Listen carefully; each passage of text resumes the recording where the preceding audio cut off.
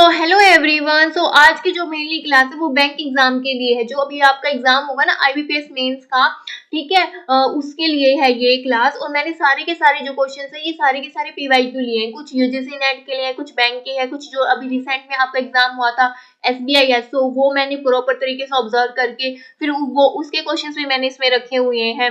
Okay, तो उससे मतलब कि ट्रेंड भी पता लगता है आप लोगों की कैसे क्वेश्चन बन सकते हैं। अगर वहाँ पे स्टेबल वहाँ पे अगर सॉर्टिंग से रिलेटेड क्वेश्चन पूछे गए थे तो वो किस तरीके से हैं। ओके सो क्लास को स्टार्टिंग से लेकर एंड तक देखिए। अगर मैंने यहाँ पे 60 क्वेश्चन कराए हैं तो 60 क्वेश्चन में मैं कुछ जो मेरे को लग रहा है कि उसका मुझे कॉन्सेप्ट भी बताना चाहिए, मैं वो भी बताऊंगी आपको। Okay, so let's start. So first question देखते हैं। फर्स्ट क्वेश्चन क्या है? Polymorphism means a template function runtime identification within a class hierarchy, another name for operator overloading, virtual inheritance.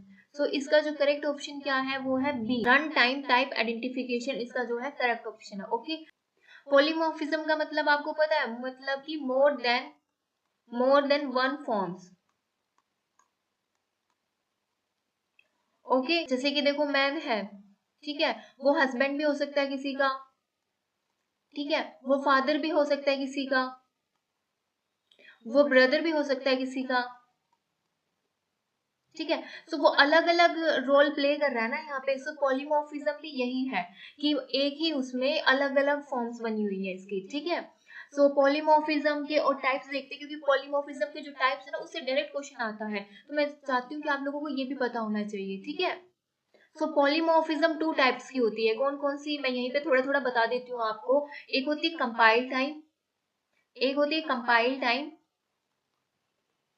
एक होती है रन टाइम, ठीक है। फिर इसको कंपाइल टाइम को भी टू पार्ट्स में डिवाइड किया है। कौन सी? Function overloading. आपसे इतना डेप्थ में तो नहीं पूछेंगे बैंक में, ठीक है, लेकिन ये पूछ सकते कंपाइल टाइम में कौन कौन सा है, जैसे और सेकंड क्या है? ऑपरेटर ओवरलोडिंग, ऑपरेटर ओवरलोडिंग, ठीक है। रन टाइम में आता है वर्चुअल फंक्शन, रन टाइम में आता है वर्चुअल फंक्शन। ओके, सो आपको ये सारी की सारी बातें पता होनी चाहिए, ठीक है। पॉलीमॉर्फिज्म टू टाइप्स की होती है। कौन कौन सी? Compile time, run time. फिर कंपाइल टाइम टू में होते हैं कौन कौन से? Function overloading, operator overloading, run time किसमें? वर्चुअल फंक्शन में, ठीक है। तो आपसे डायरेक्ट पूछ सकते हैं ये। और हाँ, एक और बता दूं, जैसे मैंने यहाँ पे पॉलीमॉर्फिज्म का मतलब बताया ना, मोर देन वन फॉर्म, तो डायरेक्ट आपसे ये भी पूछ सकते हैं कि ऐसी कौन सा है जिसकी मोर देन वन फॉर्म्स हो सकती है। क्लियर मेरी बात? सो इस तरीके से पॉलीमॉर्फिज्म से आपके क्वेश्चन बनते हैं। ओके, नेक्स्ट क्वेश्चन है specialisation is a process. Specialisation क्या प्रोसेस है? Top down, bottom up, both A and B, none of this. So इसका जो करेक्ट ऑप्शन है वो क्या है? Top down. ओके, जैसे और स्पेशलाइजेशन टॉप डाउन है, वैसे ही जर्नलाइजेशन, जर्नलाइजेशन ये होता है बॉटम अप। ओके, स्पेशलाइजेशन में पूछ सकता है, जर्नलाइजेशन में पूछ सकता है, ठीक है। थर्ड क्वेश्चन है the entity type on which the dash type depend is called the identity owner. जो डिपेंडेंट वाली वो है आइडेंटिटी है वो किसकी है? यहाँ पे से देखिए कौन सी एंटिटी की है। Strong entity, relationship, weak entity, ER. तो इसमें से किसकी है वो? सो ये है वीक एंटिटी। ये किसकी है? Weak entity. सो करेक्ट ऑप्शन क्या है यहाँ पे? Weak entity. सो जो वीक एंटिटी है वही हमेशा क्या रहती है? डिपेंडेंट रहती है, ठीक है। सो इसमें और भी पूछ सकते हैं आपसे स्ट्रॉन्ग और वीक से।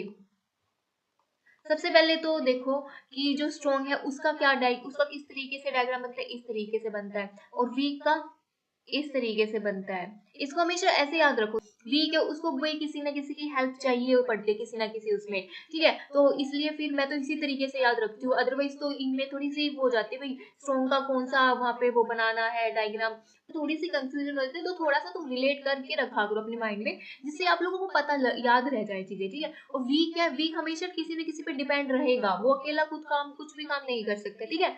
तो इसी तरीके से उसके अंदर क्या है? एक और बॉक्स है, ठीक है, उसके हेल्प के लिए। इस तरीके से याद कर लो भाई, ठीक है। स्ट्रॉन्ग में या तो इसमें क्या होगा, या तो टोटल पार्टिसिपेशन, टोटल पार्टिसिपेशन और पार्शियल पार्टिसिपेशन।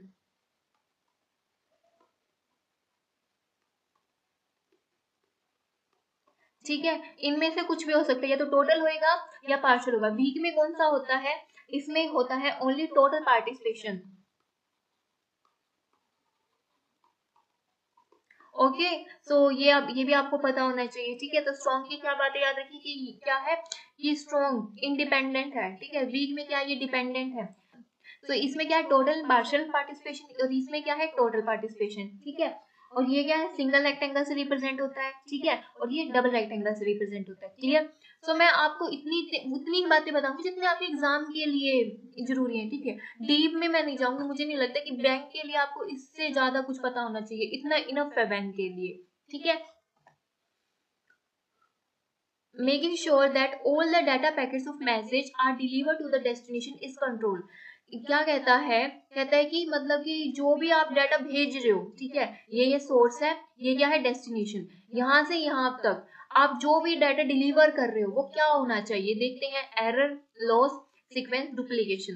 तो सबसे बड़ी चीज क्या है कि एरर से, कि एरर नहीं होना चाहिए उसमें। अगर कोई भी हम डाटा को यहाँ से भेज रहे हैं, उसमें क्या है, बहुत सारे एरर भरे पड़े, तो वो क्या हमारे लिए यूजफुल होगा नहीं। तो वो क्या होना चाहिए, जो भी हम डाटा भेज रहे हैं वो क्या होना चाहिए, एरर फ्री होना चाहिए, एरर कंट्रोल होना चाहिए। तो हमारा राइट ऑप्शन क्या है, A. Clear. Virtual circuit is associated with the service. तो वर्चुअल सर्किट किससे कनेक्ट करता है, देखते हैं, connection less, error free, segmentation, connection oriented. तो वर्चुअल जो सर्किट है उसका जो राइट ऑप्शन क्या है, वो कनेक्शन ओरिएंटेड है। ठीक है, ये कनेक्शन ओरिएंटेड सर्विस प्रोवाइड करता है। आपको कनेक्शन बिल्ड करना पड़ेगा प्रॉपर तरीके से, के बाद ही आप कुछ भी उसमें से डाटा को सेंड कर सकते हो। सो सिक्स्थ क्वेश्चन है, which of the following is not collision resolution technique. तो ये कौन से है, hash addressing, chaining, both A and B, indexing. तो इसमें से कौन सी नहीं है, इंडेक्सिंग नहीं है। ठीक है, हैश एड्रेसिंग भी होती है और चेनिंग भी होती है। इस तरीके से हम लिंक लिस्ट की हेल्प से चेन बनाते हैं ना, तो वो क्या होगी, आपकी चेनिंग होती है। ठीक है, और देखो कोलिजन रिजोल्यूशन टेक्निक है ना, वो दो तरह की होती है। ठीक है, इसके टू टाइप्स होते हैं। कौन कौन से होते हैं, देखो, फर्स्ट होता है सेपरेट चेनिंग, पता होना चाहिए आपको। ठीक है, तो फर्स्ट होता है सेपरेट चेनिंग, सेकेंड होता है इसमें ओपन एड्रेसिंग।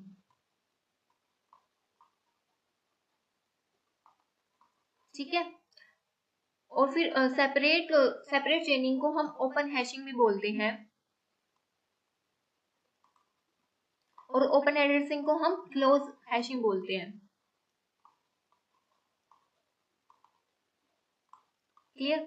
फिर उसके बाद जो ओपन एड्रेसिंग है वो थ्री पार्ट्स में डिवाइड होता है। कौन कौन सी टेक्निक्स होती है इसमें, इसमें होते हैं लीनियर प्रोबिंग, ठीक है, सेकंड है क्वाड्रेटिक प्रोबिंग,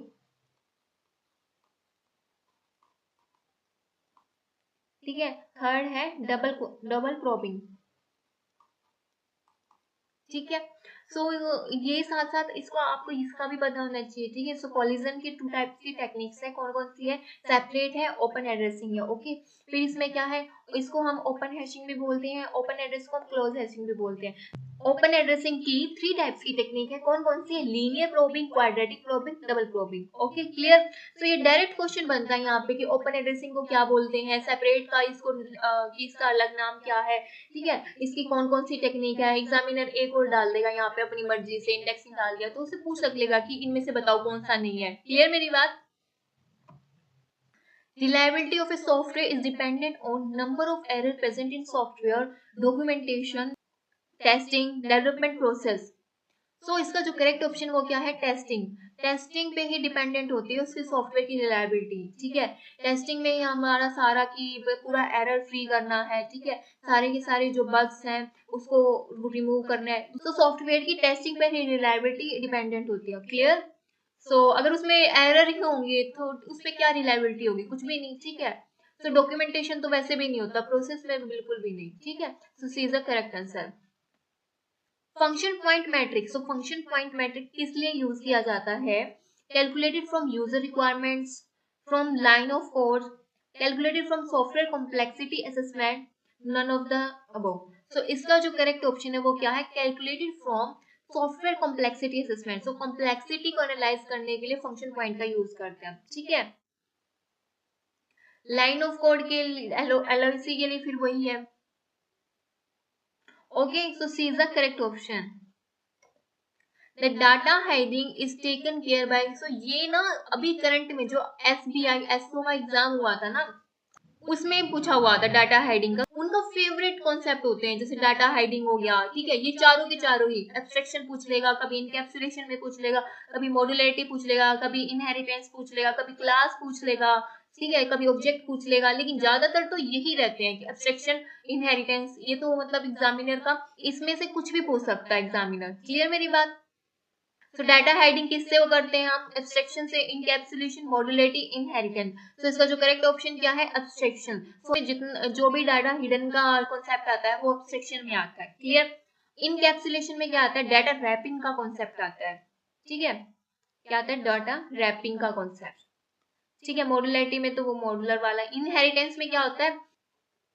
इनहेरिट वाला आता है, ठीक है, एग्जिस्टिंग क्लास से इनहेरिट करना, ठीक है, एग्जिस्टिंग क्लास से इनहेरिट करना। और इनहेरिटेंस में एक क्वेश्चन में मतलब स्टार है, वो क्या पूछा जाता है? रीयूजेबिलिटी। वो किस में है? इनहेरिटेंस की एडवांटेज है। बैंकर्स एल्गोरिथम, ये भी आपका SBI SO में पूछा गया था अभी जो हुआ है 2024 में। क्लियर? सो बैंकर्स एल्गोरिथम किस लिए यूज होता है? डेडलॉक प्रिवेंशन के लिए, डेडलॉक अवॉइडेंस के लिए, डेडलॉक डिटेक्शन के लिए, क्रिएशन के लिए। सो बैंकर्स एल्गोरिथम यूज होता है डेडलॉक अवॉइडेंस में। और ये ना PYQ उठाए गए हैं सारे के सारे, जितने भी मैंने लिए ना, ये सारे के सारे UGC नेट के कहीं बैंक में आए हुए हैं, ये सारे के सारे PYQ हैं। और जो बैंक वाले जो एग्जाम लेते हैं ना, वो भी जो UGC नेट के जो बिल्कुल वन लाइनर के क्वेश्चन है ना, वो वही उठा के लाते हैं, ठीक है। System development life cycle has following stages, कौन कौन सी होती हैं? Requirement analysis, coding, design, testing. तो ये चारों ही होती हैं, ठीक है ना। सबसे पहले क्या करते हैं? रिक्वायरमेंट है, भाई हमें क्या नीड है, कोई भी सॉफ्टवेयर बनाने के लिए हमें क्या एनालिसिस करना है, ठीक है, हमें क्या नीड्स है, उसको हम कलेक्ट करते हैं, फिर हम उसको एनालाइज करते हैं। फर्स्ट तो यही आता है, ठीक है। फिर उसके बाद क्या करते हैं? हम उसको डिजाइन करते हैं, उसके बाद हम उसका एक ब्लूप्रिंट बनाते हैं, उसको डिजाइन करते हैं। डिजाइन करने के बाद हम इम्प्लीमेंटेशन पे जाते हैं, है ना, कि उसके बाद फिर हम उसको कोड लिखते हैं, उसको कोड, ठीक है, फिर इम्प्लीमेंट करते हैं उसको। देन उसके बाद हम आते हैं टेस्टिंग पे, ठीक है। सो ओके, फिर उसके बाद हम किस पे आते हैं? टेस्टिंग पे। फिर टेस्टिंग होती है, देन उसके बाद क्या होती है? मेंटेनेंस। क्या होती है? मेंटेनेंस। क्लियर?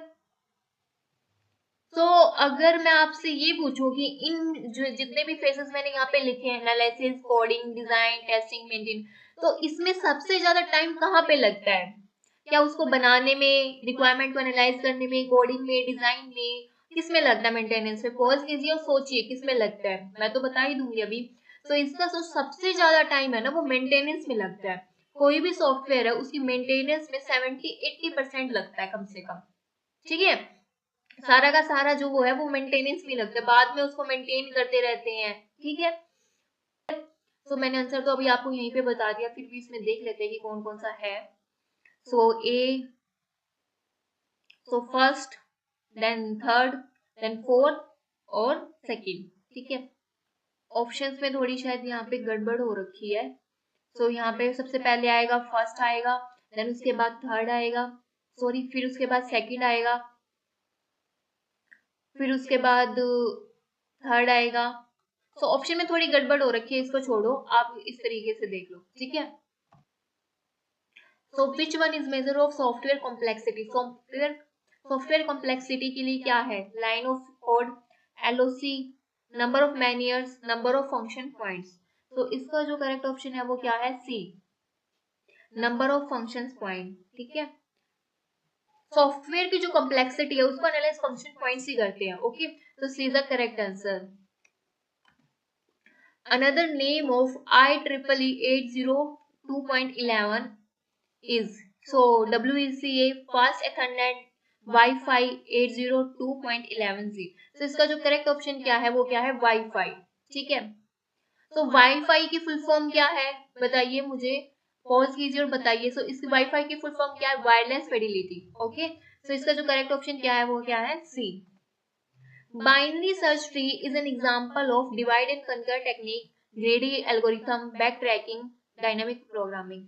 सो इसका जो करेक्ट ऑप्शन वो क्या है? Divide and conquer technique. So जो बाइनरी सर्च ट्री है, सो इसमें भी तो हम डिवाइड एंड कंकर लगाते हैं। अगर आपको डिवाइड एंड कंकर टेक्निक ही लगाते हैं। अगर आपको जैसे पता हो, हम क्या करते हैं, मिड निकालते हैं। ठीक है, मिड मिड किस तरीके से निकालते हैं? लास्ट प्लस फर्स्ट बाय में 2, इसी तरीके से निकालते हैं। ठीक है, तो हम भी तो क्या कर रहे हैं? डिवाइड कर रहे हैं ना। उसके बाद हम इस इधर, अगर वो इससे बड़ा आया तो इस इधर, जैसे कि कोई भी यहाँ पे मिड निकल गया 40, अगर वो उससे बड़ा है तो हम इधर सर्च करेंगे, अगर इससे स्मॉल है तो हम इधर सर्च करेंगे। तो हमने डिवाइड एंड डिवाइड मेथड तो लगाया है यहाँ पे। ठीक है, तो ये कौन सी टेक्निक में आता है? बाइनरी सर्च किसमें आता है? डिवाइड एंड कंकर टेक्निक में। ठीक है,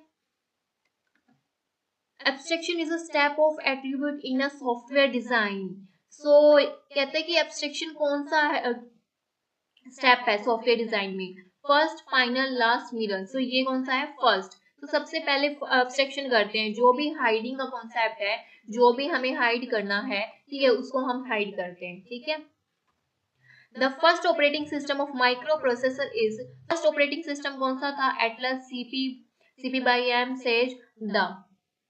सो फर्स्ट ऑपरेटिंग सिस्टम कौन सा था? B, CP M. ठीक है, सो ये क्या था? फर्स्ट ऑपरेटिंग सिस्टम था। ये डायरेक्ट क्वेश्चन पूछे जाते हैं। ठीक है, in a good software design dash coupling is desirable between modules. So coupling पता आपको क्या होती है? देखो, इस तरीके से मॉड्यूल्स होते हैं। ठीक है, सो मैं थोड़ा बता देती हूँ कपलिंग के बारे में। कपलिंग ऑलवेज, सो कपलिंग ऑलवेज क्या होनी चाहिए? लॉस्ट होनी चाहिए, कम होनी चाहिए। ठीक है, कपलिंग ऑलवेज लो होनी चाहिए। ठीक है, देखो जैसे ये मॉड्यूल्स होते हैं, इसकी अपने इनर मॉड्यूल्स के साथ जो बॉन्डिंग है ना वो ज्यादा होनी चाहिए। ठीक है, ना कि इसमें। तो दो मॉड्यूल्स के बीच में इसका जो बॉन्ड है ना वो ऑलवेज कम होना चाहिए। ठीक है, तो कपलिंग हमेशा क्या होनी चाहिए? लो होनी चाहिए। अगर देखो ये कि ये मॉड्यूल है, एक ये मॉड्यूल है, ये इसके साथ ज्यादा इंटरेक्शन करता है आपस में ना करने की बजाय, तो ये अच्छा होगा या बुरा होगा? देखो मेरी बात सुनिए, एक रियल लाइफ एग्जांपल लेते हैं। जैसे कि ये एक घर है ए और ये क्या है? बी घर। ठीक है, तो देखो अगर इस घर की जो महिलाएं हैं, औरतें हैं, पुरुष भी हो सकते हैं, ठीक है, वो इधर की बातें यहाँ से लेके इस वाले घर में जाके कर रहे हैं तो वो अच्छी बात होगी। तो ऑब्वियसली उनका जो बॉन्ड है आपस में इनका कम होगा। ठीक है ना? सो ये क्या होनी चाहिए? ये चुगली जो भी होती है, ये इधर की बातें उधर करना, वो हमेशा क्या होने चाहिए? कम ही हो तो अच्छा होता है। ठीक है, सो उसी तरीके से कपलिंग हमेशा लो ही होनी चाहिए। क्लियर मेरी बात को? कपलिंग हमेशा क्या होनी चाहिए? ऑलवेज लो होनी चाहिए। उसका अपने उसका अपने मॉड्यूल्स के साथ जो बॉन्ड है वो स्ट्रॉन्ग होना चाहिए। मैं बिल्कुल आपको लेमन लैंग्वेज में ही समझा रही हूँ। ठीक है, सो जो कपलिंग है वो क्या होनी चाहिए? ऑलवेज लो। और अभी मेरी बात सुनिए, अभी आप कपलिंग और कोहेशन में कंफ्यूज हो गए। ठीक है, सो कोहेशन अभी बताऊंगी नेक्स्ट में। तो अगर आपको कपलिंग में भी कुछ भी समझ भी नहीं आएगा भाई क्या दे रखा है, ठीक है, इसकी ट्रिक जैसे कि यहाँ पे कपलिंग में एल है, सो लो में भी क्या है? फर्स्ट में एल। ठीक है, तो कपलिंग ऑलवेज लॉस्ट होनी चाहिए। और नहीं भी आए तो भाई ये चुगली वाला मैटर याद रख लेना, वो जितनी भी लो होगी उतना ही अच्छा होगा, उतना ही आपका घर बसेगा। ठीक है, so B is the correct answer. A subclass having more than one superclass is called, subclass के पास more than one superclass है तो उसको हम क्या बोलते हैं? Category, classification, combination, partial participation. तो इसका जो करेक्ट ऑप्शन वो क्या है? कैटेगरी। उसको हम क्या बोलते हैं? कैटेगरी बोलते हैं। ओके, तो करेक्ट ऑप्शन क्या है यहाँ पे? A. Tree order is also known as, tree order पता है? ये ट्री हमने किया था। तो ट्री को कितने तरीके से, जो ट्री का ट्रेवर्सल है, ट्री का जो ट्रेवर्सल है वो कितने तरीके से कर सकते हैं? हम 3 तरीके से कर सकते हैं। कौन कौन से? एक कर सकते हैं प्री ऑर्डर, एक कर सकते हैं प्री ऑर्डर, इन ऑर्डर, और एक पोस्ट ऑर्डर। ठीक है, सो एग्जामिनर कहता है कि प्री ऑर्डर को और क्या बोलते हैं? Depth first order, breath first order, topological order, linear order. तो इसका जो करेक्ट ऑप्शन क्या है? Depth first order. तो प्री ऑर्डर को हम डेप्थ फर्स्ट ऑर्डर भी बोलते हैं। Okay, The COCOMO model is used for software design, software cost estimation, software cost approximation, software analysis. So COCOMO model किस लिए यूज किया जाता है? सॉफ्टवेयर कॉस्ट एस्टिमेशन के लिए किया जाता है. किस लिए किया जाता है? कॉस्ट एस्टिमेशन के लिए किया जाता है. ओके, COCOMO मॉडल की फुल फॉर्म क्या है ये भी पूछ सकते हैं आपसे. क्या है? Cost constructive model. ओके, किसने डेवलप किया था ये किसने डेवलप किया था? बैरे डब्ल्यू बोहिम ने. ठीक है. सो ये भी पूछ सकते हैं आपसे. ठीक है. ओके, सो करेक्ट ऑप्शन क्या है यहाँ पे? बी. सो 21 क्वेश्चन है. In the light of software engineering software consist of. So software क्या क्या रखता है? Programs, data, documentation, all of the above. So program इन तीनों को ही रखता है, प्रोग्राम को भी, डाटा को भी, डॉक्यूमेंटेशन को भी. सॉफ्टवेयर तीनों को ही रखता है, प्रोग्राम्स को भी, डाटा को भी, डॉक्यूमेंटेशन को. Okay, so D is the correct answer. Reverse engineering is the process which deals with. So reverse engineering है वो किसके साथ डील करती है? Size measurement, cost measurement, design, recovery, all of the above. So इसका जो correct answer है वो क्या है? सी. डिजाइन के साथ वो डील करती है. ठीक है. So C is the correct answer. Capability maturity model is meant for product, process, and process, none of the above. So इसका जो करेक्ट आंसर है वो क्या है? प्रोसेस. ठीक है. कैपेबिलिटी मैच्योरिटी मॉडल मतलब जो प्रोसेस पे वर्क करता है. Okay, so B is the correct answer. Which traversal technique lists the nodes of a binary search tree in ascending order. तो कौन सी है जो असेंडिंग ऑर्डर में होता है? ठीक है. Post order, in order, pre order, linear है. तो इसका जो करेक्ट ऑप्शन क्या है वो क्या है? In order. जो इन ऑर्डर है वो क्या है? असेंडिंग ऑर्डर में रहता है. ठीक है. Traversing. Okay, so B is the correct option. Which of the following data structure is non-linear type? तो हमें non-linear बतानी है. तो इससे पहले मैं आपको डाटा स्ट्रक्चर्स के लीनियर और नॉन लीनियर वाला क्लासिफिकेशन बता देती हूँ. ठीक है. सो डाटा स्ट्रक्चर 2 टाइप्स में होते हैं. कौन से? लीनियर होता है और ये कौन सा होता है? Non linear. Okay, so non linear में कौन से आते हैं? तो लीनियर में कौन से आते हैं? जो कॉन्टिन्यूस फॉर्म में होते हैं. और नॉन लीनियर में क्या होते हैं? जो नॉन कॉन्टिन्यूस फॉर्म में होते हैं. क्लियर. सो लीनियर में कौन कौन से आते हैं? सो लीनियर भी आपका 2 टाइप्स में होता है. एक होता है स्टैटिक में. ठीक है. एक होता है डायनामिक. अब डायनामिक में कौन से आते हैं और स्टैटिक में आपका आता है एरे. ठीक है. डायनामिक में आता है लिस्ट, लिंक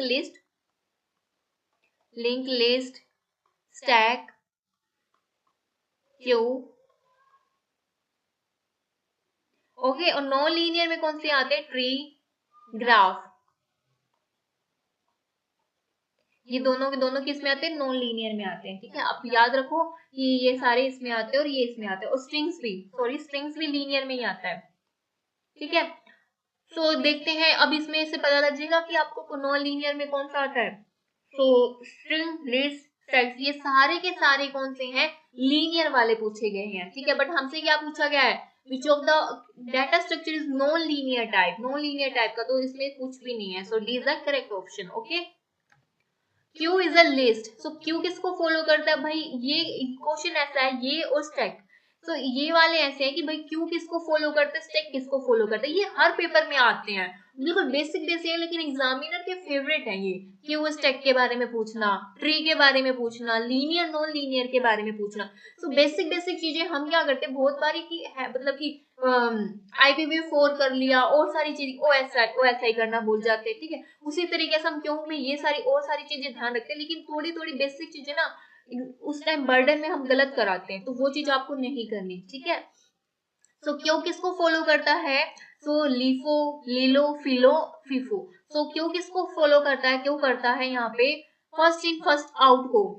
ठीक है. जो पहले आया है वो पहले जाएगा. देखो जैसे ये एक क्यू है, एक मिनट, जैसे कि ये क्यू है यहाँ पे इस तरीके से.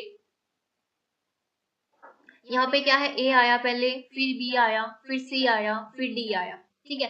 तो क्यों में हम इसको क्या बोलते हैं? ये क्या होता है? फ्रंट. ओके. और ये क्या होता है? रियर. ओके. और क्यों में इंसर्शन कहां से होता है? फ्रंट से होता है. तो इंसर्शन यहाँ से होता है और डिलीशन यहाँ से होता है. ठीक है। तो सबसे पहले क्या आया, ए आया, तो बाहर भी ए ही जाएगा। फिर उसके बाद क्या आएगा, बी, देन उसके बाद क्या है, सी, देन उसके बाद क्या है, डी। ओके, जो जो पहले आया वही पहले जाएगा। क्लियर मेरी बात? जैसे कि आप लोग टिकट लेते हो, ठीक है, वहां पे क्यू बनी हुई है, जो पहले जो बंदा खड़ा था, जो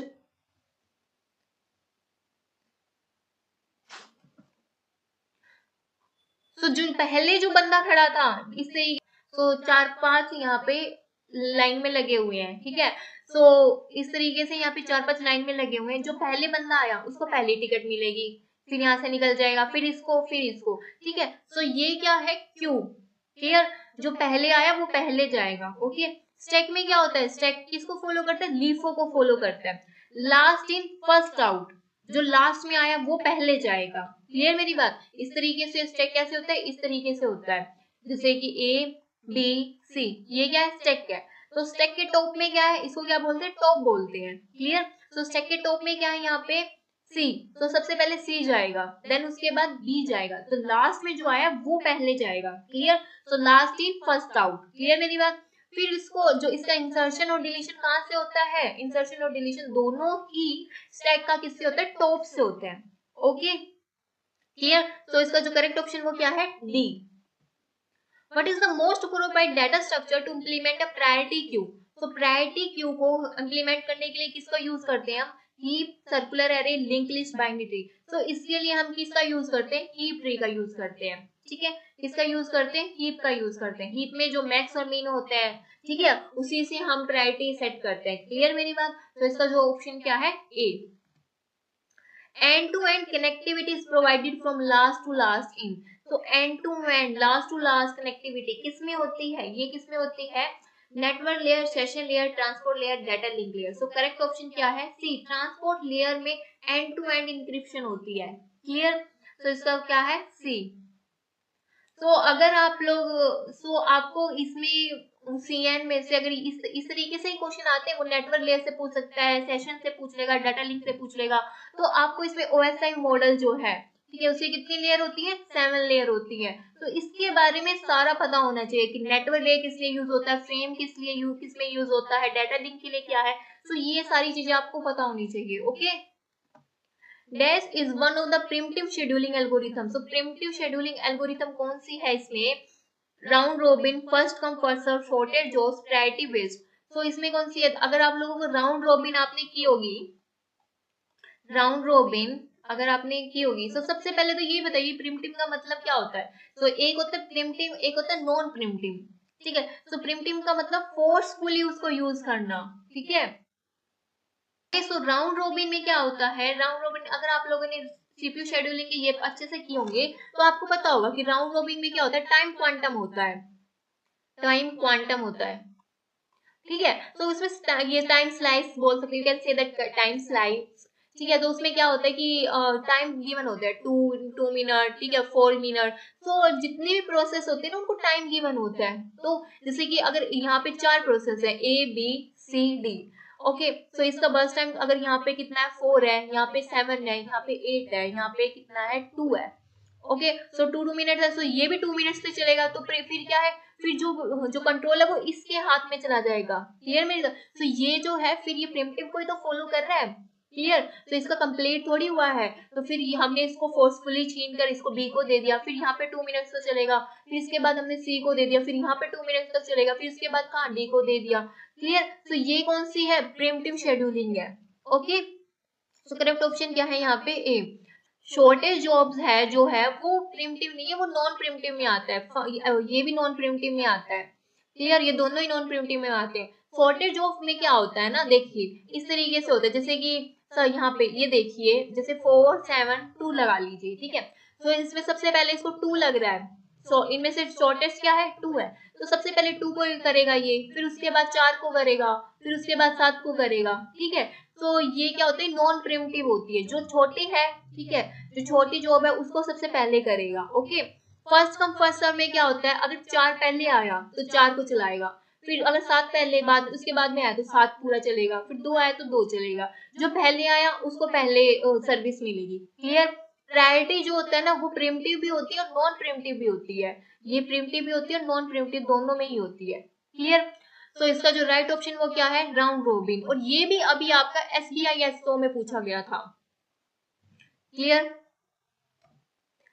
वैलिडेशन मीन्स, तो वैलिडेशन का मतलब क्या है, are we building the product right, are we building the right product, verification of fields, none of the above. तो इसका जो राइट ऑप्शन है वो है B, are we building the right product. तो ये क्या है, वैलिडेशन में। और ये क्या है, प्रोडक्ट राइट, तो ये आता है वेरिफिकेशन में।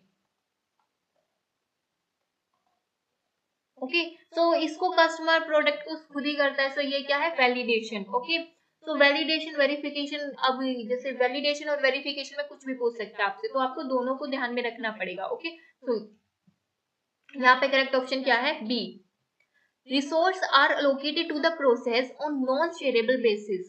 सो ये क्या कहता है कि जो मतलब कि कुछ भी शेयर ना करे, वो कौन सा है इसमें, mutual exclusion, hold and wait, no premium, circular wait. So mutual exclusion इसका करेक्ट ऑप्शन है। म्यूचुअल एक्सक्लूजन में होता क्या है, जैसे कि यहाँ पे एक प्रोसेस गई हुई है, ठीक है, क्रिटिकल सेक्शन में एक प्रोसेस है, तो ये इसको बोल देगा कि यहाँ पर कोई अगर यहाँ पे P2 है तो वो यहाँ पे एंटर नहीं कर सकती है।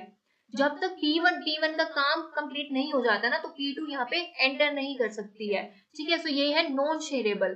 तो म्यूचुअल एक्सक्लूजन क्या है, इसी को क्या बोलते हैं, म्यूचुअल एक्सक्लूजन बोलते हैं। ओके, जब P1 काम कंप्लीट करके बाहर जाएगा तभी P2 यहाँ पे आएगा। ओके, ओके, तो इसमें अगर एक प्रोसेस वर्क में है तो दूसरी प्रोसेस को अलाउ नहीं है एंटर करना क्रिटिकल सेक्शन में। क्लियर मेरी बात? तो ये क्या है, म्यूचुअल एक्सक्लूजन। तो ये सारी चारों की चारों किसकी है, डेडलॉक की कंडीशंस हैं।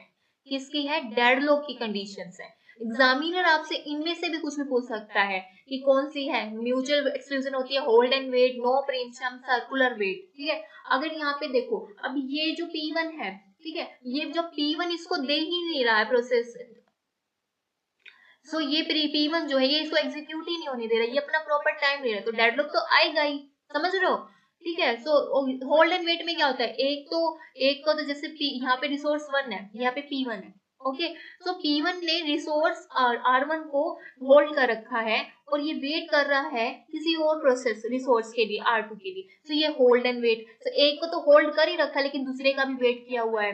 क्लियर? नो प्रीमियम में क्या होगा, मतलब कि फोर्सफुली आप कुछ भी नहीं ले सकते हो यहाँ पे। ठीक है, सर्कुलर वेट में इसी तरीके से जैसे P1 P2 है, इसमें क्या बनेगा, सर्कुलर बन जाएगा। ठीक है, सो इसका जो करेक्ट ऑप्शन वो क्या है यहाँ पर, ए। To represent hierarchical relationship between elements which data structure is suitable. So hierarchical के लिए कौन सा डाटा स्ट्रक्चर ठीक है, तो यहाँ पे कौन सा है, सी, ट्री। सो ट्री ही होता है ना इस तरीके से, ए देन बी देन सी, यहाँ पे टॉप मैनेजर, फिर यहाँ पे एम्प्लॉयज होते हैं। तो ये सारा कौन सा रिप्रेजेंट करता है, ट्री करता है। ओके, सो करेक्ट ऑप्शन क्या है, सी। The mechanism that bind code and data together and keep them secured from outside world is known as। So ये कहता है कि कोड एंड डाटा को एक साथ रैप करने को, अभी बताया था मैंने डाटा रैपिंग किस में आती है, एब्स्ट्रैक्शन, इनहेरिटेंस, इनकैप्सुलेशन, पॉलीमॉर्फिज्म। तो इसका जो करेक्ट ऑप्शन क्या है, इनकैप्सुलेशन, सी। सो रैपिंग डाटा किस में आता है, इनकैप्सुलेशन में आता है, जो कि बाइंड करके रखता है। Which of the following IP address class is multicast address? तो multicast address किसको फॉलो करता है, तो अगर आपको ये पता है कि IPv4 में कितनी बाइट्स का होता है, तो IPv4 कितनी बिट्स का होता है, 32 बिट्स का। ठीक है, और IPv6 कितनी का होता है, 128 बिट्स का। क्लियर? ये भी पूछ सकते हैं एग्जामिनर आपसे। और आई थिंक मैक शायद कंफर्म नहीं है, बट शायद मैक आपका 48 बिट्स का होता है। तो वैसे तो 99% ठीक है, लेकिन 1% का मुझे थोड़ा इसमें डाउट आ रहा है। ओके, सो मल्टीकास्ट एड्रेस जो IPv4 में, फिर इसको हम कितने क्लास में डिवाइड करते हैं, ABCDE, 5 में करते हैं। ठीक है, सो इसमें से कौन सा मल्टीकास्ट एड्रेस में आता है, सो डी। ठीक है, सो क्लास डी जो है वो मल्टीकास्ट एड्रेस में आते हैं, डी और ई दोनों ही आती है। ठीक है, तो करेक्ट ऑप्शन क्या है यहाँ पे, D. Which layer of OSI reference model use the ICMP? So ICMP की फुल फॉर्म बताओ सबसे पहले। तो ICMP की फुल फॉर्म होती है internet control message protocol, control message protocol.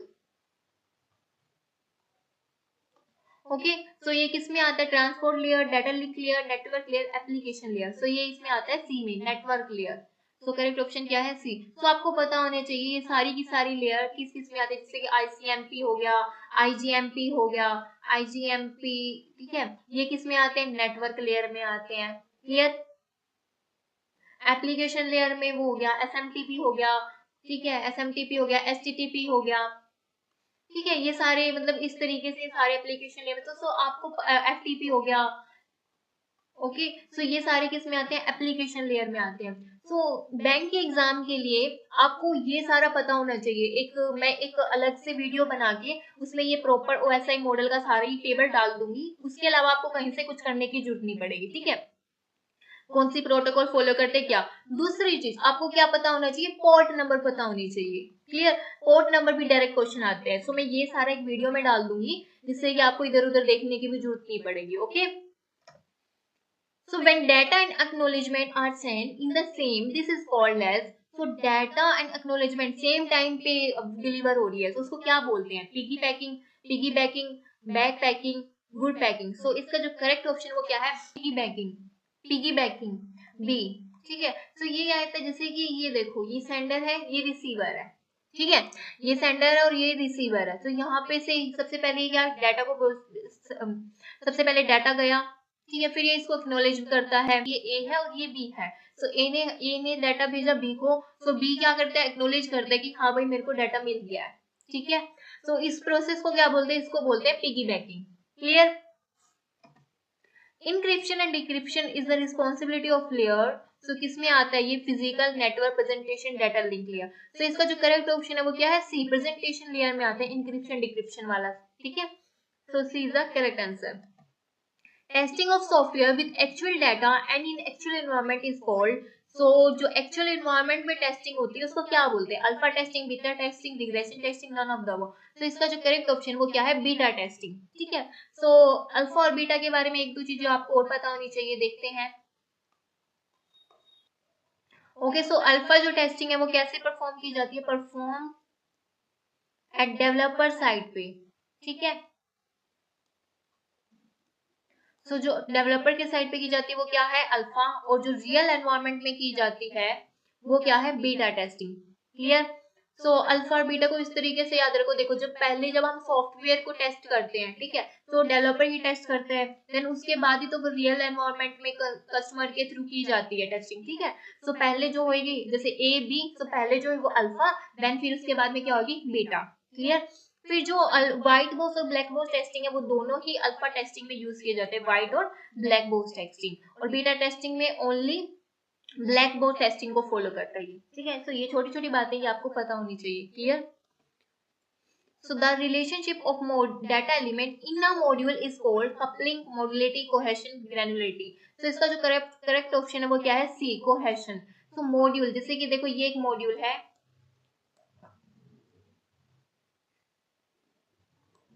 ठीक है। तो इसके बीच जितने भी एलिमेंट्स है उसके साथ जो मतलब हायर रिलेशनशिप होता है वो किसमें होता है? कोहेशन में होता है, ठीक है। तो इसको हम बोलते हैं कोहेशन। तो कोहेशन में जो अपने मॉड्यूल्स के बीच में जो उसका इंटरेक्शन होता है वो हमेशा ऑलवेज क्या होता है? हाईएस्ट होता है, ठीक है। तो अगर देखिए, अगर जैसे कि ये एक मॉड्यूल है, वो अपने जो उसके अंदर जो भी एलिमेंट्स है वो उनके साथ स्ट्रॉन्ग रहेगा, तभी तो उसका काम अच्छे से चलेगा ना। तो इसी तरीके से ये है कोहेशन में। हम सिंपल लैंग्वेज में समझो बस कि कोहेशन क्या है। वो हमेशा क्या होनी चाहिए? ऑलवेज हाईएस्ट होनी चाहिए। कैसे? देखो, जैसे एच है यहाँ पे और यहाँ पे भी क्या है? एच है। तो एच से एच कनेक्ट, ठीक है। कोहेशन हमेशा क्या होना चाहिए? हाईएस्ट होना चाहिए, ठीक है।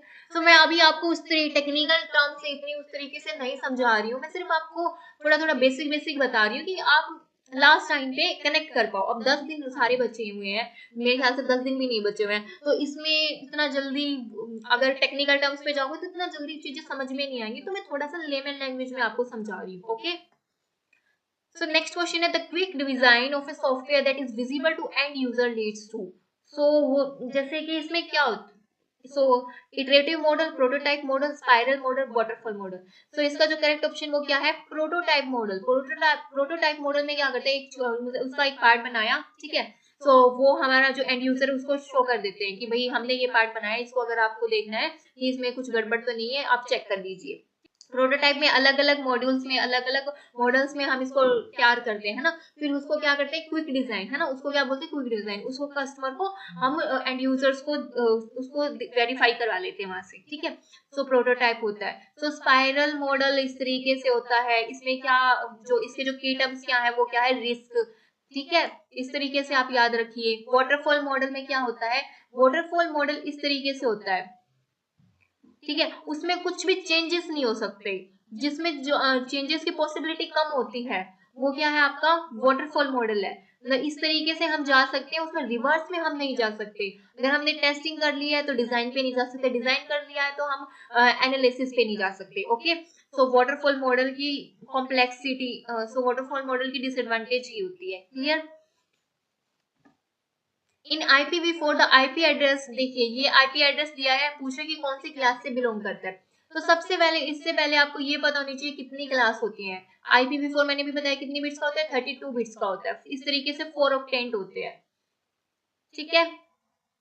ओके, सो इसकी कितनी क्लास होती है, ABCDE, 5 उसमें डिवाइड होता है। देखिए कैसे, 0 से लेके 127, फिर है 128 से 191, 192 से 223, 224 से 239, फिर 240 से 255, ठीक है। सो अब यहाँ पे देखिए क्लास ए जो है, सो ये कौन से क्लास में आता है, सो ये आता है आपकी सी क्लास में। ओके, सो ये किससे बिलोंग कर रहा है, क्लास सी से। इसके लिए ये बहुत मतलब कि अगर आपको इस तरीके का क्वेश्चन है तो आपको ये सारा याद होना चाहिए। ओके, कहीं कहीं पे ये इसको यहाँ पे 1 से 126 तक भी दिया जाता है, क्योंकि जो 0 और 127 है वो लूप बैक के लिए यूज होते हैं। ओके, सो इतना भी, चलो इतना भी ध्यान नहीं देना, आप सिर्फ इतना ही कर लो, आप लोगों के लिए इतना ही काफी है, ठीक है। बट अगर आपको IPv4 में पूछा गया है तो आपको ये सारा पता होना चाहिए भाई किसमें क्या आता है। क्लियर। सो नेक्स्ट क्वेश्चन भी ये ऐसा ही है। देखिए इसमें क्या है, इसमें भी सेम ही इस तरीके से दिया हुआ है और बता पूछ रहा है कि कौन सी क्लास को बिलोंग करता है। सो ये कौन सी क्लास को बिलोंग करता है, सो हम देखेंगे एक बार पीछे। सो 190 कौन सी क्लास को बिलोंग करता है, ये करता है बी को, है ना। सो ये कौन सी क्लास को बिलोंग करता है, क्लास बी को। तो अगर आप, या तो आप बिल्कुल ही याद रख लीजिए कि इस तरीके से, वरना तो आप एग्जाम में बैठ के एक कुछ कितने सेकंड्स लगती हैं यार, एक बार इस टेबल को बना लेना वहां पे, ठीक है। सो करेक्ट ऑप्शन क्या है, B. Which of the following is not a type of database management system? So इसने क्या पूछा है कि database सिस्टम का टाइप कौन सा नहीं है, रैडिकल, नेटवर्क, रिलेशन, सीक्वेंशियल। तो इसका जो करेक्ट ऑप्शन है वो क्या है, सीक्वेंशियल। सीक्वेंशियल जो है वो इसका डेटाबेस का टाइप नहीं है। क्लियर। तो रैडिकल से भी क्वेश्चन बनते हैं, नेटवर्क, रिलेशन, इन सबसे क्वेश्चन बनते हैं, ये भी मैं बताऊंगी आपको नेक्स्ट वीडियो में। Clear. While estimating the cost of software lines of code and function point are used to measure which one of the following। तो किस लिए यूज किए जाते हैं ये सारे के ये lines of code and function points किस लिए यूज किए जाते हैं, साइज ऑफ सॉफ्टवेयर के लिए। किस लिए, किसको मेजर करने के लिए यूज किए जाते हैं, साइज ऑफ सॉफ्टवेयर को। Okay, so B is the correct option. A good software design must have, so good software design कैसा होना चाहिए, high module coupling, high module cohesion. So कैसा होना चाहिए, मैंने पहले ही आपको बताया था। कपलिंग के लिए मैंने क्या बताया था आपको, कपलिंग क्या होनी चाहिए मैम, लो होनी चाहिए, है ना। और कोहेशन क्या होनी चाहिए, कोहेशन मैम हाईएस्ट होना चाहिए, है ना। सो कोहेशन क्या है, हाईएस्ट होना चाहिए, और कपलिंग लो। सो अब इसमें से देखिए कौन सा करेक्ट ऑप्शन बनेगा हमारा। तो मुझे तो ये सी दिख रहा है, low module coupling, high module cohesion. So C is the correct option. Clear. So match of the following, so RAID 0, RAID 1, RAID 2, RAID 3, so इनको हमें मैच करना है कौन सा किसके साथ करता है। सो देखो, सो जो रेड 3 है वो यहाँ पे करता है बिट इंटरलिविंग पैरिटीज को। सो ये क्या है, डी। यहाँ पे मैंने वैसे वाले ऑप्शंस नहीं लिखे हैं, तो मैंने डायरेक्ट बता रही हूँ यहाँ पे, ठीक है। सो रेड 3 किसको करता है, बीट इंटरलिविंग पैरिटी को। और रेड 2 किसको करता है, एरर करेक्टिंग कोड्स को। रेड 2 किसको करता है, एरर करेक्टिंग कोड्स को। और रेड 1 किसको करता है, मिरर डिस्क को। सो बी। और रेड 0 इसको करता है, ठीक है। सो ये सारे के सारे आपसे पूछ ले जाते हैं कि रेड 0 में क्या होता है, रेड 1 में क्या होता है, रेड 2 में क्या होता है। क्लियर। 46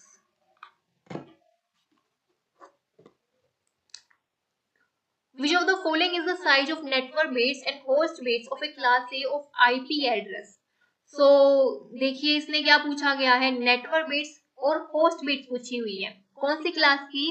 क्लास ए की पूछी हुई है। क्लियर? सो इसको कैसे निकालते हैं, यहाँ पे देखिए जो क्लास ए में होता है, तो यहाँ पे मैं आपको क्लास ए बी सी की नेट आईडी और होस्ट आईडी बता देती हूँ। नेट आईडी और होस्ट आईडी। सो इसमें जो अगर प्रॉपर बताऊंगी तो अभी आपको इतना समझ में नहीं आएगा। तो अभी आप इस तरीके से देखिए, इसकी नेट आईडी कितनी होती है यहाँ पे, तो यहाँ पे इसकी नेट आईडी होती है 8 और होस्ट आईडी कितनी होती है 24 और इसकी होती है 16, इसकी भी 16। सी की कितनी होती है, यहाँ पे होती है 24, यहाँ पे कितनी होती है 8। तो यहाँ पे मतलब कि एक बिट्स में वो होती है, यूजेबल होती है, ठीक है। तो यहाँ पे 7 निकल जाती है, तो यही यहाँ पे बताया हुआ है। नेटवर्क बिट्स होती है 7 और होस्ट बिट्स कितनी होती है 24।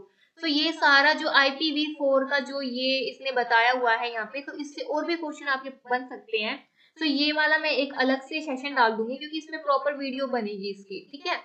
तो प्रॉपर कॉन्सेप्ट आएगा इसमें कि नेटवर्क बिट्स में कौन सा, होस्ट बिट्स में कौन सा होता है। तो अभी आप मोटा मोटा इतना याद रखिए कि अगर आपको ये पूछा गया तो नेट आईडी होस्ट आईडी, तो ये इतने की होती है नेट आईडी में, जैसे 8 16 24 24 16 8, क्योंकि इसमें हमें टोटल कितनी बिट्स दी होती है 32 बिट्स दी होती है। तो इस तरीके से हमने यहाँ पे डिवाइड किया हुआ है। सो 8 बिट्स इसमें नेट में आईडी में दी हुई है, 24 होस्ट आईडी में दी हुई है, ठीक है। और इसने फिर इसने यूजेबल बिट्स दी हुई है नेटवर्क बिट्स की, ठीक है।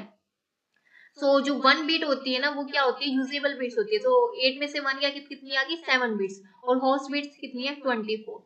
क्लियर मेरी बात? क्वेश्चन क्या है ए। नहीं समझ में आया तो कोई बात नहीं, इतना ही समझो, अभी इसको होल्ड करके रखो, ये टॉपिक समझाऊंगी मैं आपको clear point two point. If a user A wants to send an encryption message to user B, so the plain text of A is encrypted with। तो ये A जो है वो किसको भेज रहा है, B को भेज रहा है इंक्रिप्ट करके, और कह रहा है कि भाई मैं कौन सी की लगाएगा वो इसके ऊपर, ठीक है। पब्लिक की ऑफ यूजर A, पब्लिक की ऑफ यूजर B, प्राइवेट की ऑफ यूजर A, प्राइवेट की ऑफ यूजर B। तो वो क्या यूज करेगा, पब्लिक की यूज करेगा, किसकी करेगा, बी की करेगा। किसको भेज रहा है, बी को भेज रहा है, तो किसकी करेगा, बी की करेगा, पब्लिक की, ठीक है। तो ये आपका उसमें आता है, सिक्योरिटी वाले टॉपिक में आता है। एसिमेट्रिक सिमेट्रिक जो होती है ना, सिमेट्रिक की होती है, एसिमेट्रिक की होती है, ठीक है। ओके, सो करेक्ट ऑप्शन क्या है यहाँ पे, B. Which of the following is not a member of class? कौन सा नहीं है, static function, friend function, constant function, virtual function. तो इसका जो करेक्ट ऑप्शन है वो क्या है, फ्रेंड फंक्शन। मेंबर नहीं है क्लास का, वो यूज होएगा बट मेंबर नहीं है क्लास का। Clear? Merge sort use which of the following algorithm to implement sorting. तो मर्ज शॉर्ट किस लिए यूज की जाती है यहाँ पे, देखिए back tracking, greedy algorithm, divide and कंकर, डायनामिक प्रॉबिंग। सो मर्ज शॉर्ट में अगर आपको पता होगा तो किस, जैसे कि यहाँ पे पूरा डाटा दिया हुआ है ABCD, तो इसको हम सबसे पहले क्या करते हैं, मर्ज करते हैं।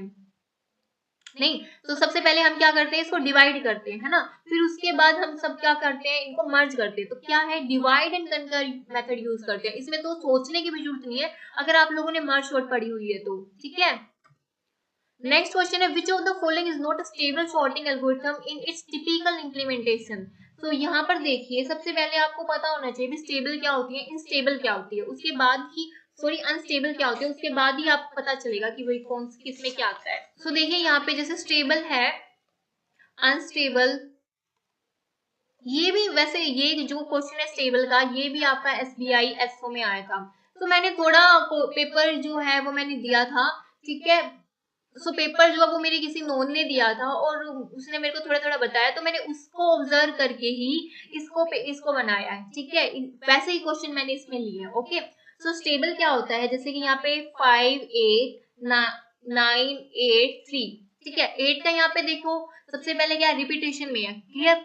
तो स्टेबल क्या कहता है कि जो ये 8 है ना वो पहले उसमें यूज किया गया है, फिर सेकंड ऑर्डर में ये वाला 8 यूज है, तो ये वाला 8 ही पहले उसमें आना चाहिए, ठीक है। जैसे यहाँ पे सबसे पहले क्या आया, 3 आया, क्लियर। अगर हम इसको शॉर्ट करते तो सबसे पहले क्या आएगा, 3 आएगा, देन उसके बाद क्या आया, 5 आएगा, देन उसके बाद क्या आया, 8 आएगा। तो अब ये नहीं है कि ये वाला 8 आएगा, नहीं, तो ये वाला 8 सबसे पहले आएगा, देन उसके बाद ये वाला 8, फिर उसके बाद 9 आएगा। सो ये क्या स्टेबल सॉर्टिंग है, ठीक है। अनस्टेबल क्या होती है, जैसे यहाँ पे जो इसकी जगह यहाँ पे ये वाला ईट आ जाए और इसकी जगह ये वाला ईट आ जाए, तो ये क्या होती है अनस्टेबल सॉर्टिंग, क्लियर। तो अब ये अपनी नोटबुक में नोट कर लो कि स्टेबल कौन सी होती है, अनस्टेबल कौन सी होती है। तो स्टेबल में आती है मर्ज सॉर्ट, कौन कौन सी आती है, merge sort, insertion, bubble, counting, radix. Okay, unstable में कौन सी आती है, इसमें तो सिर्फ क्विक आती है, क्विक आएगी, कीप आएगी और शेल आएगी, ठीक है। सो इसको आप प्रॉपर अपने शॉर्ट नोट्स में लिख लो, ठीक है। सो स्टेबल में कौन सी आएगी और अनस्टेबल में कौन सी आएगी, okay. Which one of the following is an application of stack data structure? So stack data structure की कौन कौन सी एप्लीकेशन है, managing function call, the stock span problem, arithmetic expression evolution, all of the above. तो इसका जो correct option वो क्या है, डी। तीनों ही एप्लीकेशंस यूज होती हैं स्टैक डाटा स्ट्रक्चर में, ठीक है। तो स्टैक का आपसे ऑपरेशंस भी पूछ सकते हैं, स्टैक में ऑपरेशंस कौन कौन से यूज होते हैं। तो फर्स्ट ऑपरेशन कौन सा है, पुश। सेकंड कौन सा है, पॉप। पॉप। पुश क्या है, पुश मतलब इंसर्ट करना, इंसर्शन, ठीक है। पॉप का क्या है, डिलीट करना, क्लियर। तो करेक्ट ऑप्शन क्या है यहाँ पे, D. The minimum number of stack needed to implement a queue is. तो डायरेक्ट क्वेश्चन है ये, अगर आपको क्यू को इम्प्लीमेंट करना है तो आपको कितने स्टैक की नीड्स होगी। तो यहाँ पे कितने स्टैक की नीड होगी, 2 स्टैक्स चाहिए हमें पुश और पॉप ऑपरेशन परफॉर्म करने के लिए, ठीक है। So is the correct answer. Draw the binary tree with not label. So ये हमें दिए हुए हैं which the in order and post order traversal result in the following. So देखो इन ऑर्डर पोस्ट ऑर्डर दिया हुआ है, हमें क्या बताना है, यहाँ पे प्री ऑर्डर बताना है, ओके। सो वो अभी हम यहाँ पे निकाल लेंगे। तो पोस्ट ऑर्डर में सबसे पहले मैंने, अगर आपने मेरी प्री इन ऑर्डर और पोस्ट ऑर्डर वाली वीडियो देखी होगी तो आपको पता होगा, ये मैंने डिटेल में आपको समझाया है वहां पे, नहीं देखा तो एक बार वो जाके देख लो, ठीक है। सो फिर भी चलो हम यहाँ पे करेंगे इसको सोल्व। सो पोस्ट ऑर्डर में क्या है, सबसे रूट कहाँ पे होता है, लास्ट में होता है, फिर भी यहाँ पे लिख लेते हैं क्या है, लेफ्ट राइट एंड लास्ट में क्या होगा, रूट होगा। और इन ऑर्डर में कैसे होगा, लेफ्ट रूट और लास्ट में क्या होगा, राइट होगा, क्लियर। सो मैंने पहले क्या सिखाया था आपको कि आपको क्या देखना है, रूट देखना है। तो यहाँ पे बी है, यहाँ पे भी बी है। पोस्ट ऑर्डर में कैसे देखते हैं, कैसे चलते हैं, हम राइट टू लेफ्ट चलेंगे, है ना। तो यहाँ पे देखो बी है, तो सबसे पहले हमने बी को बना लिया, क्लियर। फिर उसके बाद यहाँ पे देखो क्या आया है, डी आया है। तो बी के किस में है, राइट में डी है। फिर उसके बाद क्या आया, ई आया, डी के भी किस में है, राइट में ई है। फिर उसके बाद क्या आया, जी आया है। डी के देखो राइट में है लेकिन ई के क्या है, लेफ्ट में है। डी के राइट में लेकिन ई के लेफ्ट में है जी, क्लियर। फिर उसके बाद देखो, फिर उसके बाद क्या आया, यहाँ पे सी आया, बी के किस में है, लेफ्ट में है, लेकिन सॉरी बी के राइट में है और डी के किस में है, लेफ्ट में है। तो सी यहाँ पे है, क्लियर। फिर उसके बाद क्या आया है यहाँ पे, फिर उसके बाद क्या आया, एफ आया, है ना, एफ आया। सो वो एफ किस में है, लेफ्ट में है, ठीक है। फिर क्या है, ए आया, तो ए कहाँ पे है, लेफ्ट में है।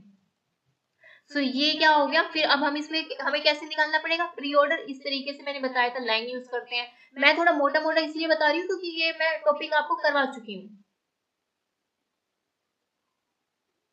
इस तरीके से, ठीक है। तो ऐसे विजिट करेंगे, सबसे पहले क्या आया, बी आया, देन उसके बाद क्या आया, एफ आया, फिर उसके बाद क्या आया, ए आया, फिर इधर से हम जाएंगे तो क्या आया, सी आया, देन उसके बाद क्या आया, सॉरी ऐसे जाएंगे हम तो फिर एफ, ए के बाद क्या आएगा, डी आएगा, देन फिर इधर जाएंगे तो क्या आएगा, सी, फिर इधर से हम इधर जाएंगे तो सबसे पहले क्या आएगा, ई आएगा, देन उसके बाद क्या आएगा, एफ आएगा, क्लियर।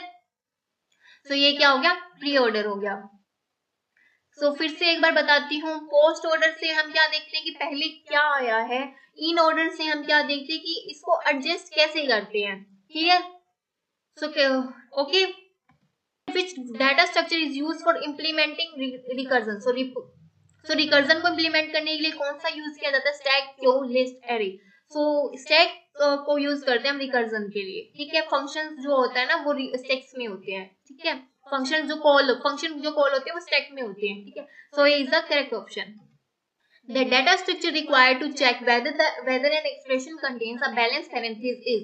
So इसका जो करेक्ट ऑप्शन है वो क्या आएगा? Queue stack tree array. तो इसका जो करेक्ट ऑप्शन है वो क्या है? स्टैक. सो बैलेंस पैरेंथेसिस जो है वो स्टैक की एप्लीकेशन है. ओके, सो स्टैक से हम इसको क्या करते हैं? बैलेंस करते हैं. ठीक है, so B is the correct option. Which of the following is not the type of queue? So parity queue, circular queue, single ended queue, ordinary queue. तो जो सिंगल एंडेड क्यू है वो क्या है? इसकी टाइप नहीं है. क्यों? क्योंकि जो हमारा क्यू होता है ना वो डबल एंडेड होता है. समझ रहे हो? इधर से भी, फ्रंट से भी और रियर से भी, दोनों तरफ से वर्क करता है. क्लियर? तो इसमें जो है सिंगल एंडेड नहीं होता ये. Okay, which is the most appropriate data structure for reversing a word? So stack, queue, graph, tree. So इसका जो करेक्ट ऑप्शन वो क्या है? स्टैक. देखिए, जैसे कि मैंने अभी आपको बताया था कि इसमें कौन सी अप्रोच फॉलो होती है? लीफो. और क्यू के लिए कौन सी होती है? फीफो. ओके, सो स्टैक के लिए जैसे ये ए को पुश कराया, बी को पुश कराया, सी को पुश कराया, तो ये किस में होता है? टॉप में वर्क होता है सारा का सारा. क्लियर? तो अब क्या करेंगे? अब इसको हम एक और स्टैक हमने यहाँ पे बना लो, या फिर नॉर्मल इसी तरीके से अगर मैं इसको पॉप कराऊंगी, सी को पॉप कराया, डिलीट कराया, है ना? तो सबसे पहले क्या आया? सी आया, क्योंकि ये किससे वर्क करता है? टॉप से करता है. अगर इसमें इंसर्शन होगा वो भी टॉप से होगा, अगर इसमें डिलीशन होगा वो भी टॉप से होगा. ओके, देन फिर नेक्स्ट यहाँ पे सी रिमूव कर दिया, देन उसके बाद पॉप किया हमने किसको? बी को. फिर उसके बाद हमने किसको किया? ए को. ओके, तो ये देखो हमने क्या डाली थी? हमारे पास इनपुट क्या था? ये था ABC, और हमारे पास आउटपुट क्या आया? ये आया. सो इसमें क्या होगी? रिवर्स होगी हमारी स्ट्रिंग. क्लियर? तो ये किस में यूज होती है? रिवर्स स्ट्रिंग ए में, स्टैक में. ओके, तो करेक्ट ऑप्शन क्या है यहाँ पे? A. Software consist of. Software किसको कंसिस्ट करता है? Set of instruction plus operating procedure program plus documentation plus operating procedure program plus hardware manual set of program. So B is the correct option. Software programs को भी contain करके रखता है, documentation भी रखता है. ठीक है, क्या क्या यूज किया उसकी सारी डॉक्यूमेंटेशन होती है, बाकी प्रोसीजर भी साथ में रखता है. Program plus documentation plus operating procedure. Okay, so B is the correct option. Direct question है ये. What is a DQ? DQ क्या होता है? तो इसमें देखने से पहले मैं थोड़ा सा आपको DQ बता देती हूँ, अगर आपको नहीं पता होगा. DQ मतलब डबल एंडेड क्यू. इसका मतलब है जैसे कि अभी मैंने आपको जो नॉर्मल क्यू बताया उसमें मैंने ये बताया कि फ्रंट से इंसर्शन करते हैं हम लोग, है ना, और रियर से क्या करते हैं? डिलीशन करते हैं, डिलीट करते हैं. ओके, सो इधर से हम इंसर्ट कर सकते हैं, इधर से डिलीट. लेकिन DQ डबल एंडेड क्यू में क्या होता है? इंसर्शन और डिलीशन दोनों तरफ से हो सकती है. ठीक है, उसको हम क्या बोलते हैं? DQ बोलते हैं. ओके, जब दोनों एंड से, फर्स्ट एंड लास्ट दोनों एंड से जब क्या होते हैं? इंसर्शन और डिलीशन होते हैं, उसको क्या बोलते हैं? DQ बोलते हैं. ओके, तो इसमें देखते हैं करेक्ट ऑप्शन क्या है. A queue with insert and delete defined for both front and rear ends of the queue. So C is the correct option. Okay, the data unit in the TCP/IP application layer is called. so TCP/IP की unit क्या है? TCP/IP की unit है segment. Okay, सो देखो कौन कौन सी layer होती है? 7 लेयर होती है, मैंने अभी बताया था आपको. सो कौन कौन सी होती है एक बार देख लेते हैं. पहली कौन सी होती है? फिजिकल होती है. सेकेंड कौन सी होती है? डाटा लिंक होती है. थर्ड कौन सी होती है? नेटवर्क. फिर कौन सी होती है? ट्रांसपोर्ट. फिर उसके बाद कौन सी होती है? ट्रांसपोर्ट के बाद session. Physical layer, sorry, presentation, application layer. Okay, physical में कौन सी यूनिट्स होती है? बिट्स. ओके, डाटा में कौन सी होती है? फ्रेम. नेटवर्क में क्या होती है? पैकेट. ट्रांसपोर्ट में कौन सी होती है? सेगमेंट. सेशन और इन सब में क्या होती है? मैसेज, और यू कैन से डाटा. ठीक है, तो ये सारा आपको पता होना चाहिए. जैसे यहाँ पे सेगमेंट के बारे में पूछा गया, कभी फ्रेम के बारे में पूछ लेगा, कभी पैकेट्स के बारे में पूछ लेगा. ओके, सो ये सारे के सारे जो क्वेश्चन है वो मैंने PYQ लिए हैं. अब अच्छे से कीजिए, मैं आपको मतलब लिख के दे रही हूँ. इसमें से IBPS जो आपका मेंस का SO मेंस का एग्जाम होगा, इसमें से काफी क्वेश्चन आपसे पूछे जाएंगे, क्योंकि ये सारे के सारे क्वेश्चन मैंने बहुत ऑब्जर्व करके PYQ उठाए हैं. ठीक है, तो इनको अच्छे से कीजिए. अगर आपको कोई भी टॉपिक ये लगता है कि मैम इस टॉपिक पे ये टॉपिक समझ में नहीं आ रहा, तो वो मुझे बताइए, मैं उसके आपको शॉर्ट नोट्स प्रोवाइड करूंगी, या शॉर्ट्स में वीडियो बना के अपलोड करूंगी उसकी. ठीक है, so for today, thank you for watching my video.